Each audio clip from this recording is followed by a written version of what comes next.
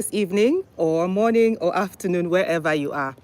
Welcome again. I am Yakoko and I'm testing something. So I've decided to tell my stories live. Prior to now, you've been watching me on recorded videos and posts. But I want to tell you these stories fresh. And we're going to try a different thing also.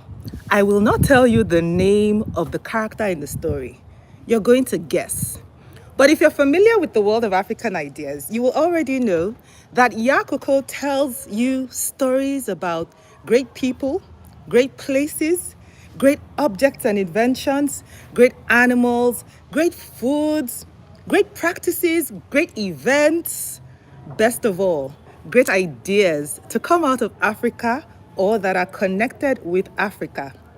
So right now, I'm in the city of Kaduna, in north central Nigeria. Nigeria is a country in Africa, West Africa to be precise. And I'm spending the summer break with my sister. But it doesn't mean I can't still connect with my wonderful audience and followers of Yakoko's stories. As soon as you join, please sit and be ready to be entertained. By the way, my battery is low and I hope it's going to last the full length of this story that I have for you. It's a very interesting story. One of my favorite stories from Africa. Like I said, we're going to play a guessing game. I won't be telling you the main character, but I'll be giving you names of other people that were central in their lives. So that will probably clue you in. If you join while I'm telling this story, please hit the subscribe button. Subscribe to the world of African ideas and just surround yourself with all things exciting, all things amazing about Africa. Now, here's the story. A long time ago, actually as far back as the 19th century, there was a very pretty woman. Now, if you're familiar with Africa, you will know that we're all about like tribes. Until today, we're very keen on our tribal formations and lines, right?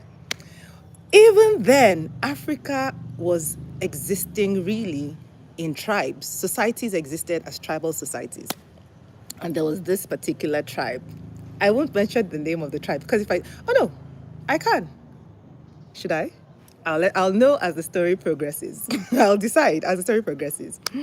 Please subscribe to the World of African Ideas. And thanks to those of you who've joined. Oh, 14 of you already. Hi, hello. So I'm telling you the story about a great iconic king and ruler to come out of a great iconic society in ancient Africa. Anyway, as far back as the 19th century, there was a very pretty lady. Her name was Nandi. She was flawless, to put it simply. She was absolutely gorgeous. By African standards, she was an A, like she ticked all the boxes. Nandi was super, right? Now, the king of a particular clan one day sighted this fine girl, this pretty, gorgeous epitome of beauty, and decided, I have to have her in my court. So that was how he immediately, proposed to her and brought Nandi into his courts. Mind you, he'd already had wives, he had a queen, he had children, so he had heirs to his quote unquote throne, right? Anyway, and this is a true story. So Nandi comes in and she's, of course, the pretty belle in the palace and everybody's jealous. So you see, nothing really has changed. I feel like the world is such a revolving cycle. Nothing changes. So Nandi gets into the king's court. By the way, this king is called the Kajama. That's the title of the king or the chief of this clan, Kajama. Now, if you know the story already, guess in the comment section who I'm talking about. Please don't forget to subscribe to the World of African Ideas. So as soon as she comes in, she's mocked, she's spited, like she's treated horribly. But of course, the king loves her. And so she's under the king's protection and she's basking in that euphoria. In a short while, Nandi has a child. Nandi has a son. So again, all the more reason for all the other wives to be jealous and angry and spiteful. Oh, she's really feeling special. She's this, that. So Nandi has her son, and both of them live in the king's palace, right? The king's court. So This young boy grows up under a cloud of mockery, a cloud of, acrimony. Like, it's very toxic. People whisper when he passes. People hiss. They try all sorts of gimmicks. The wives do all kinds of things, right? Just to make this boy and his mother uncomfortable. But like I said, remember, she's the king's favorite up till now. But Nandi is also very strategic. So her son grows up, she protects her son, she shields him, she covers him, and he grows up safe, protected, nothing harms him. At some point, he comes, by the time he's a young boy, sprightly, buff, grows, right? He's a young man. He comes under the mentorship of a great warrior in the clan. Called Dingiswayo. Dingiswayo. Are you guys cluing it already? Or who this story is about? Remember, I'm refusing to tell you the name of the central character, but feel free to guess it in the comment section. Hello, thank you for joining my live. Wow, I'm excited. So many of you already.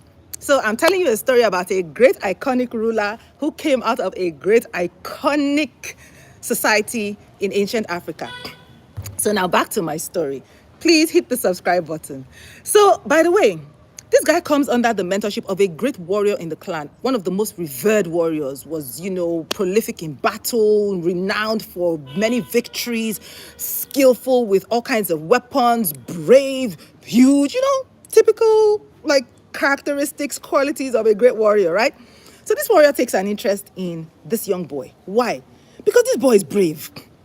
He faces any opponent fearlessly. That was the first striking quality about this young boy. He never ran away from an opponent, never ran away from a threat. He would face it frontally. So this warrior noticed that trait. You don't see it too often among soldiers or warriors. Fearlessly charging into, risk. So he took him under his, direct tutelage and began to train this boy. Now, this young boy was an amazing protege. Skillful in name any weapon, the short spear, the long spear, the rod, the this. He was huge. He could carry the weight of weapons. He was fast. He was a fast runner and could run a long distance without getting tired. He was ripe for war. So pretty much he was raising a weapon in this, young boy. So next thing, the king of the clan dies. And by that, it means therefore that the protection over Nandi and her son is suddenly removed, right? So Nandi and her son, I'm not going to tell you her son's name, recognize that this is a very sensitive period for them. Their lives are at risk. They could as well be, killed. It's as simple as that, right? So now, remember I told you Nandi is very strategic. She's very sensitive, very aware. You can't have lived in that environment under a cloud of jealousy for so long and just be naive and unaware. That was not Nandi. She was very sharp. And her son loved her dearly and listened to her counsel. So the first son of the king, the Kajama, inherited his father's title and his father's stool. So became chief of the clan, right? Of these people. One evening, I guess, under a nice, shady tree, or just lovely atmosphere like this, they were sitting down. And the Dingiswayo, this is the mentor of this young boy, right, with Nandi, they plotted something. They said, look, for as long as that new king sits on the stool, your life is at risk. You are endangered. You can be killed. So eliminate your enemy. Remember, Dingiswayo is a trained warrior, a skillful warrior who views the world from the lens of enemy, opposition, conquest.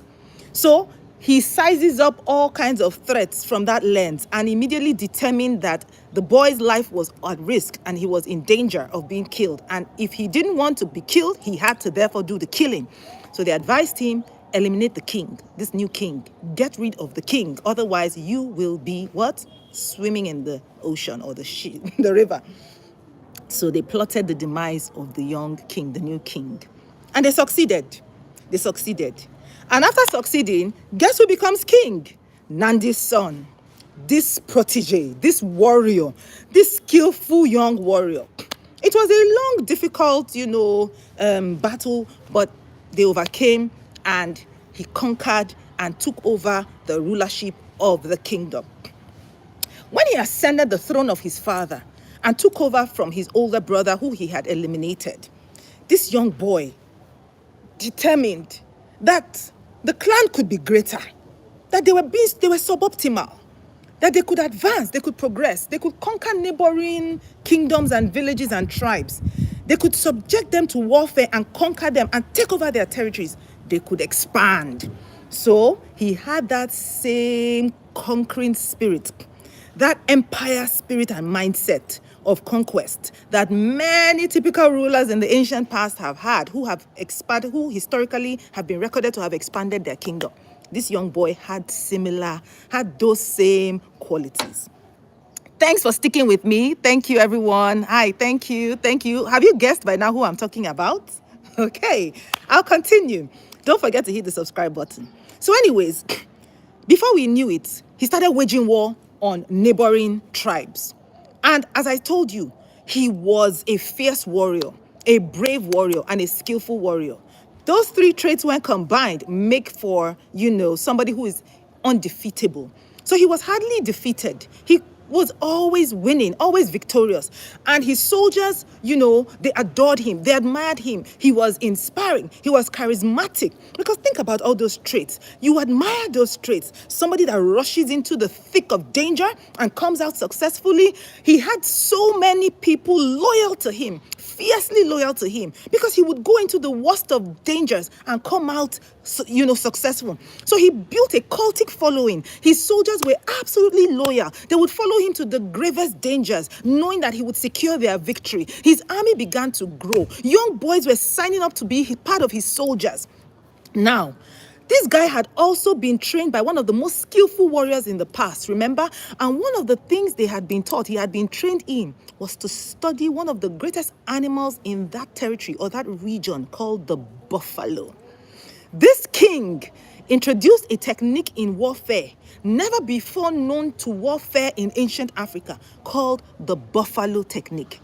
Have you ever seen a buffalo, guys? Have you ever visited Africa, gone to countries like Kenya or many other parts of East Africa? Have you gone to a safari? Have you gone to the Masai Mara? Have you gone to the Serengeti in Tanzania? If you do, then you're likely to sight this animal. Or maybe you've seen the animal in a zoo. I don't like to use the zoo because the conditions there may not, invoke that charging spirit of the buffalo. Maybe watch the nearest animal channel, National Geography channel you can watch, and watch a documentary and watch how the buffalo operates. This king had spent many years as a young boy in training understudying the buffalo. And he introduced the technique of how the buffalo basically preys on other animals, acts as a predator, and also defends itself against other predators. It became renowned as the buffalo technique, and he introduced it to warriors in his army, essentially dividing them into formations left and right that represented the two horns, coily horns of the buffalo, right? He also had a central regiment that represented the head of the buffalo, and a final regiment that represented the chest of the buffalo. Whenever the warriors of this king attacked any enemy, they went in that formation with such precision. Left, right, the head at the center. And by the time they surrounded you like that, forget it. There was no chance of you surviving or escaping their attack. And remember, these were fierce warriors, brave warriors, skillful warriors. Coming at you with strategic precision like that, it was an ace card. It was just the X factor that made their warfare unique across Africa. Before you know it, they had conquered so many lands and territories that they could no longer be described as a clan. They had become a kingdom. an entire kingdom because they covered a huge span of land mass. They had conquered so many tribes, and those ones had become subjugated under their rulership, and those ones swore allegiance to that king. So he had expanded the kingdom, and it was a huge kingdom. Have you by now guessed this kingdom? It is a kingdom in Southern Africa, a kingdom in modern day South Africa, renowned for the buffalo horn, for buffalo shields, renowned for their animal, tribal, traditional attire, renowned for their warfare, traditional attire. Are you guessing it correctly now? Anyways, so they were so revered and feared that many tribes that had not yet been conquered by them fled